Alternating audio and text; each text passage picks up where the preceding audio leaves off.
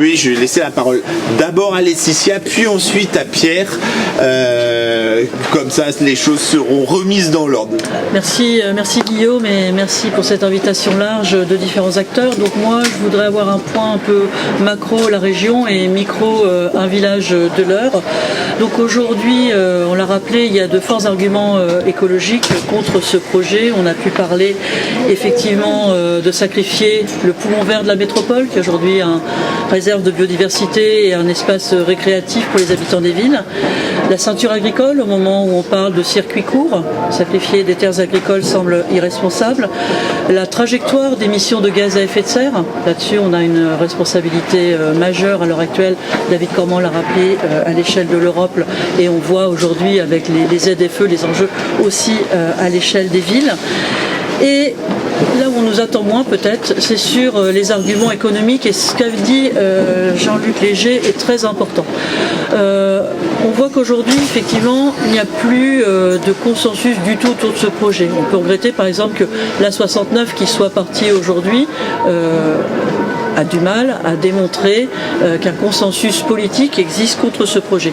Ici, le consensus politique est large, puisque dans l'Eure, le président Lecornu, qui n'est pas ni socialiste, communiste ou écologiste, à un moment s'est désengagé financièrement de ce projet. Au sein des élus de l'agglomération, dont le président Bernard Leroy est plus proche des CCI que des écologistes, s'est désengagé de ce projet par une mention très claire il y a quelques années. Les arguments aujourd'hui, quels sont-ils? Les arguments de la CCI, c'est un peu comme les arguments de la FNSEA, c'est une voix finalement qui ne représente pas le tissu économique local. Jean-Luc Léger l'a très bien rappelé, ici l'économie locale n'a pas besoin de ce contournement qui nous amènerait avec un péage à allonger les temps de transport pour déboucher au rond-point des Vaches. Quel est l'intérêt? Toute l'économie normande est à l'ouest de la métropole rouennaise avec le port du Havre, le port de Rouen, et toute l'économie est déjà desservie par des infrastructures autoroutières, et l'enjeu aujourd'hui, on l'a bien dit, c'est le report modal vers le fleuve, vers le ferroviaire, et c'est là qu'il faut s'engager de façon très volontaire. Enfin, le point de vue des habitants.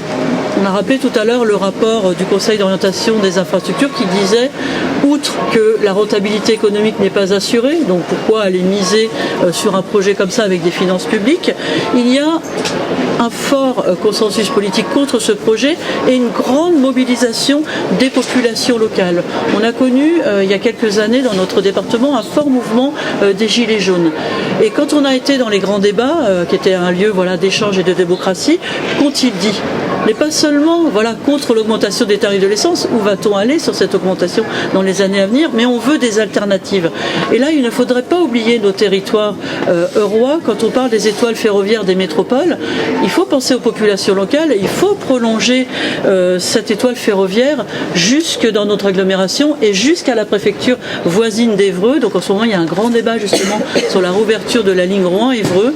Il faut vraiment miser sur ces sujets. Et un tout dernier point, la métropole engage un travail très important d'intégration tarifaire, le train au prix du transport en commun. L'agglomération Seine-Eure a de ressources économiques importantes pour aussi favoriser le report modal et le train au tarif du transport en commun avec des zones comme pour les RER parisiens. Donc voilà, il y a beaucoup d'arguments à faire valoir aujourd'hui. Nous sommes très mobilisés. Je salue le consensus qui existe. Ce projet ne s'est pas fait en 72, il ne s'est pas fait en 82, en 92, en 2002, en 2012. Pourquoi se ferait-il aujourd'hui en 2024, 25 ou 26? Plus on avance, plus ce projet est absurde.